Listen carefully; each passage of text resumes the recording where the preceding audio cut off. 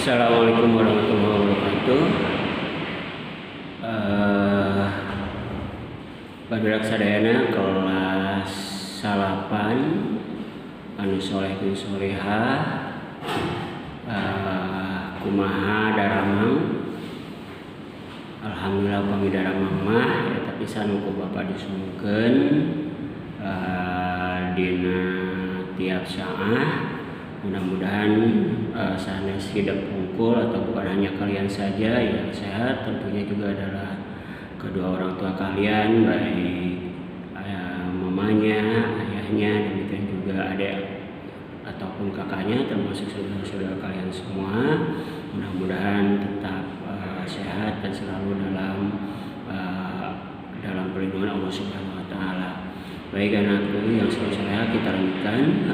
Yang berikutnya adalah kita seperti biasa berdoa dulu, ikuti dengan baik. Saya agak doa di kawitan. Bismillah.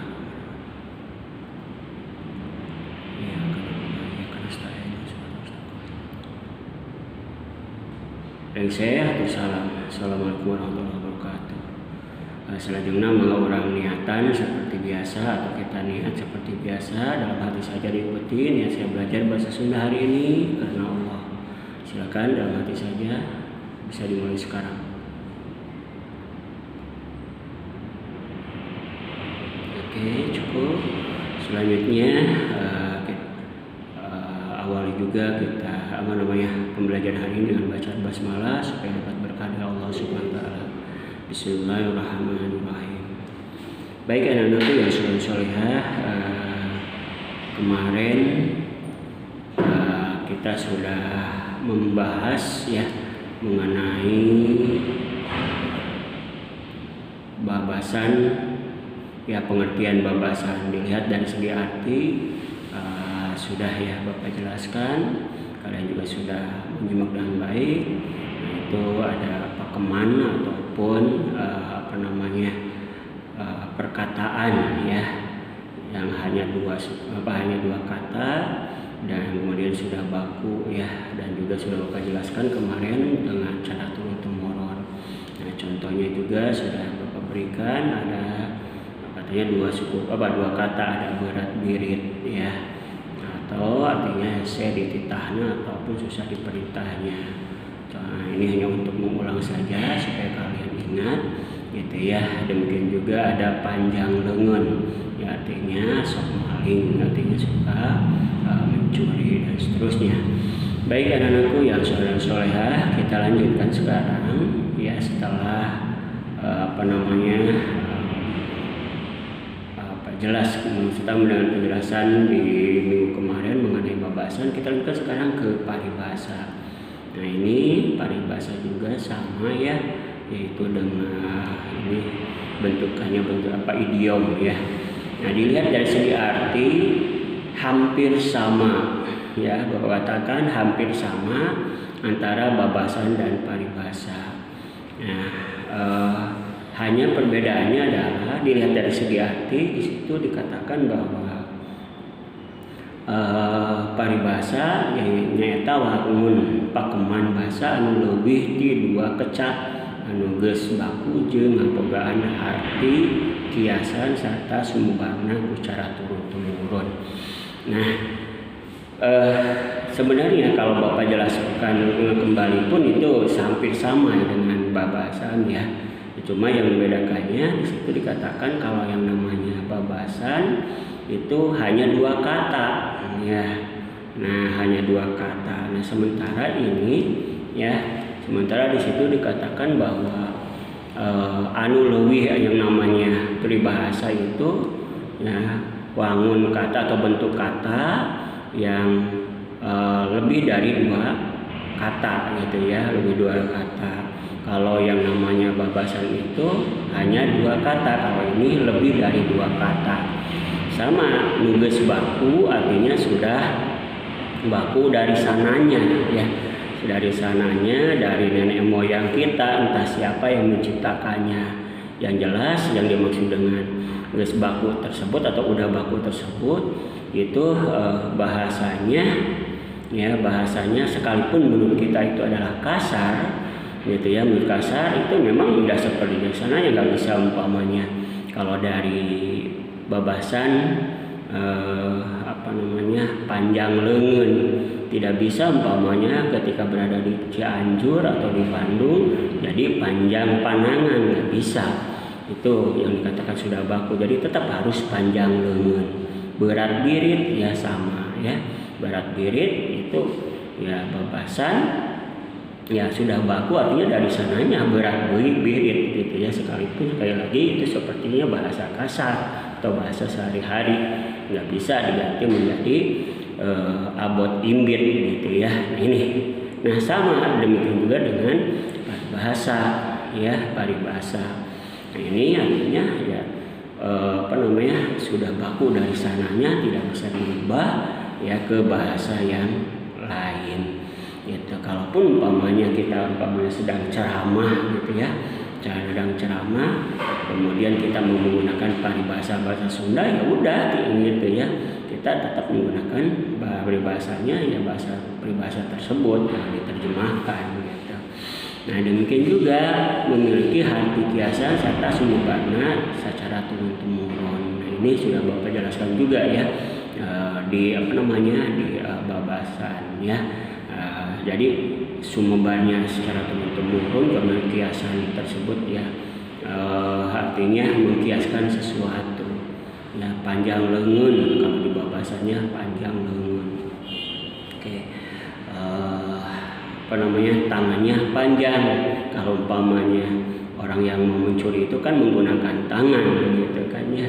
Artinya pada saat menggunakan tangannya harus dipanjangkan kan. Itu bentuk kiasannya seperti itu. Pun demikian juga sama ya di paribahasa.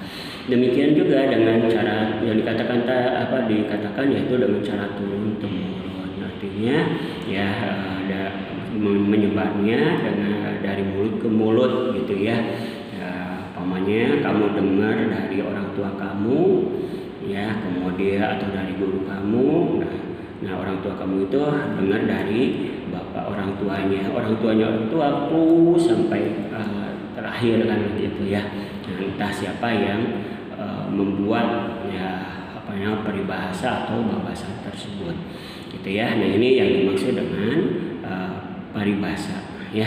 Jadi yang membedakannya hanya kalau babasan ya, babasan itu hanya 2 suku kata. Kalau di paribahasa itu lebih dari 2 suku kata. Bedanya dengan bahasa Indonesia ya, baik babasan maupun paribahasa itu mereka menyatukan gitu ya. Mereka menyatukan bahwa paribahasa itu tidak ada istilah babasan, sekalipun di situ ada 2 kata umpamanya panjang tangan gitu ya, tetap saja itu adalah paribahasa namanya ya. Oke. Nah yang selanjutnya kalau mudah-mudahan dipaham ya. Jadi hanya membedakannya hanya dari jumlah kata saja ya, bahwa antara babasan dengan paribahasa. Jadi paribahasa lebih dari 2 kata itu. Selanjutnya contoh ya. Contohnya adalah contoh paribahasa ya. Oleh kalian tadi dikatakan bahwa paribahasa itu lebih dari 2 kata. Di situ ada kata-kata contoh, ada kakurung kuiga. Nah, ya itu kata-kata ada 3 kata. Pertama ada, kemudian kakurung 2, kuiga ini 3, iga 4 gitu ya. Nah ini artinya ada 4 kata ya. Kan tadi dikatakan lebih dari 2 kata. Nah artinya kalau di bahasa Indonesia kan ya kelakuan jelek yang tidak bisa dirubah. Maaf ini Bapak salah ngetik ya. Harusnya adalah di situ kelakuan jelek yang tidak bisa dirubah, bukan sudah dirubah, bukan ya, maaf, yang tidak bisa dirubah. Nah, ya artinya susah gitu ya, kumain kalau ya bagaimana gua gitu kan kalau di bahasa Indonesia. Nah ini contoh yang pertama atau contoh yang kedua. Nah situ bisa kalian lihat. Nah ya ada cul dog tinggal eagle. Nah, cul dog tinggal eagle. Kalian bisa lihat juga di situ lebih dari 2 kata. Ada cul, ada dog, ini udah 3, tinggal eagle 4, 5 itu ya 5 kata.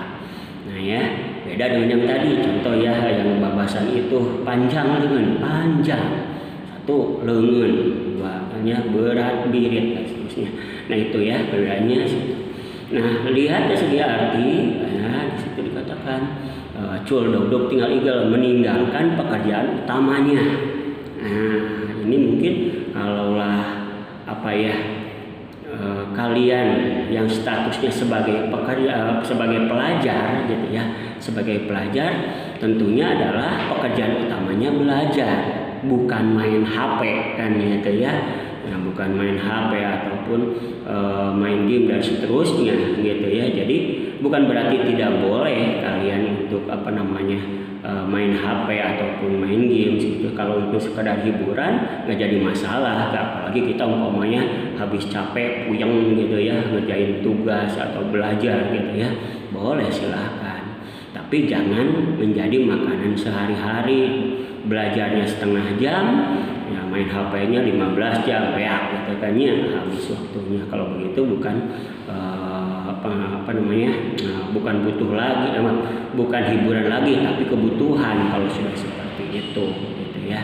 Nah, kembali ke awal, ya di situ cul dog tinggal eagle ini yang bermakna meninggalkan pekerjaan utamanya.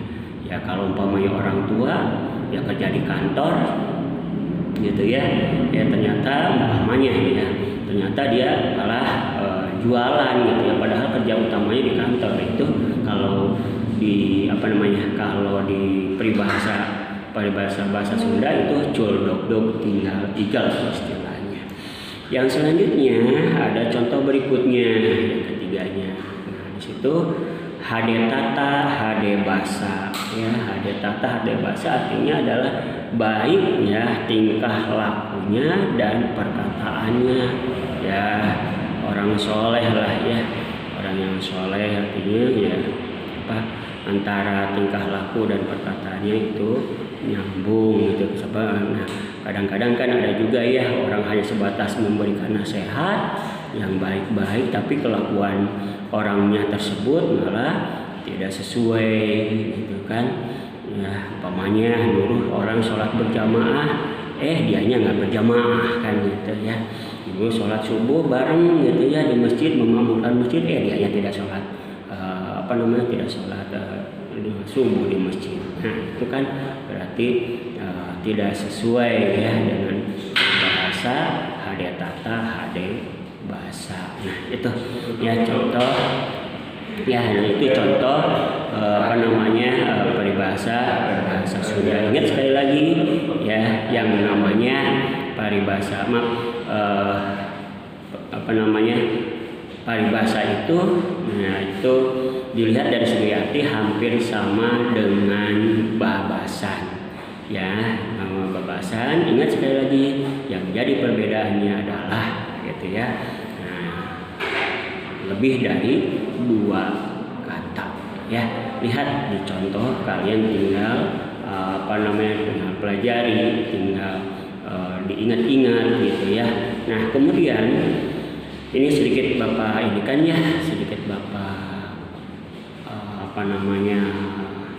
ulas gitu ya. Kaitannya dengan nanti pada saat PTS, PAS ya, kadang-kadang kita bingung antara paribasa dengan babasan gitu ya. Paribasa dengan babasan apa sih perbedaannya gitu ya. Nah, biasanya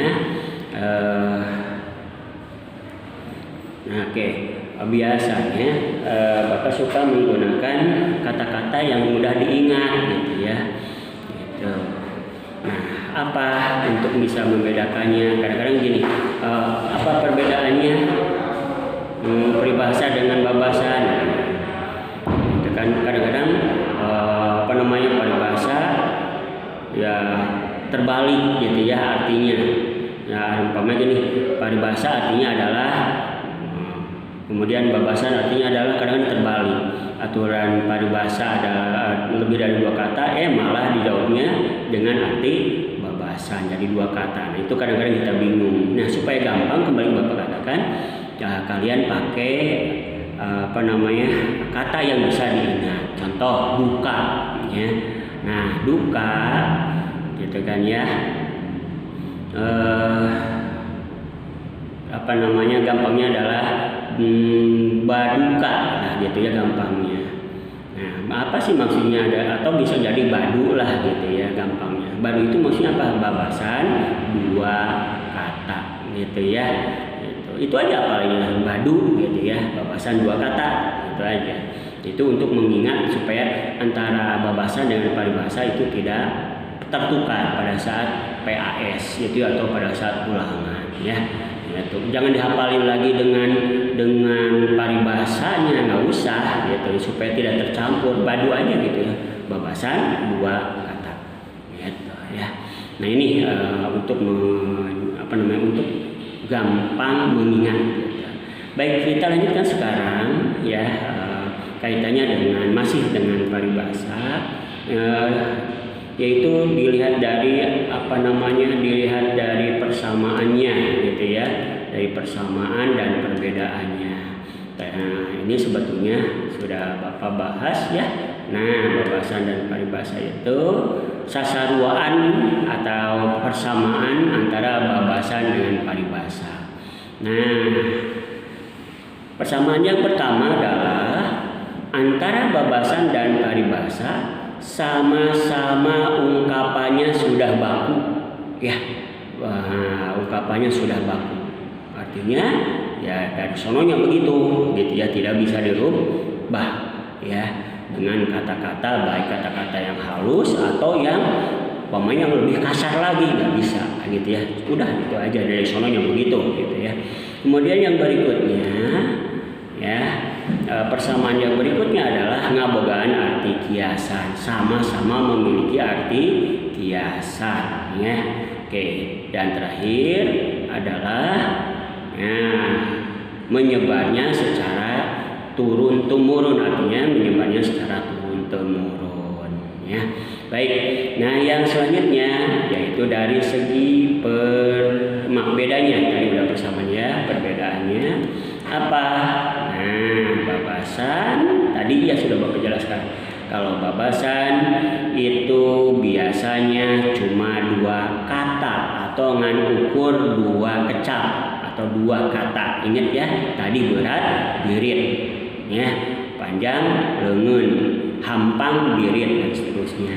Selanjutnya yaitu paribasa itu memiliki lebih dari 2 kata ya. Ingat sekali lagi, memiliki lebih dari 2 kata. Nah ini perbedaan antara babasan dan paribasa ya. Nah, kalau umpamanya ada yang kurang jelas atau kurang paham, bisa ditanyakan, nanti kalian tinggal tulis ya, tinggal tulis di WA ya, kirim ke grup gitu ya. Nah itu saja dulu untuk sementara ya, mudah-mudahan sekali lagi kalian bisa memahami apa yang Bapak jelaskan. Sekali lagi jika kurang jelas bisa ditanyakan. Itu saja dulu anak-anakku yang soleh dan solehah mengenai babasan dan paribasa ya. Dan yang selanjutnya nanti mungkin ada ada soal latihan yang harus kalian jawab dengan baik. Baik, itu saja dulu kita tutup dulu ya untuk sementara ini, sebelum dilanjutkan ke tanya jawab ataupun penulisan menjawab soal latihan. Terima kasih. Assalamualaikum warahmatullahi wabarakatuh.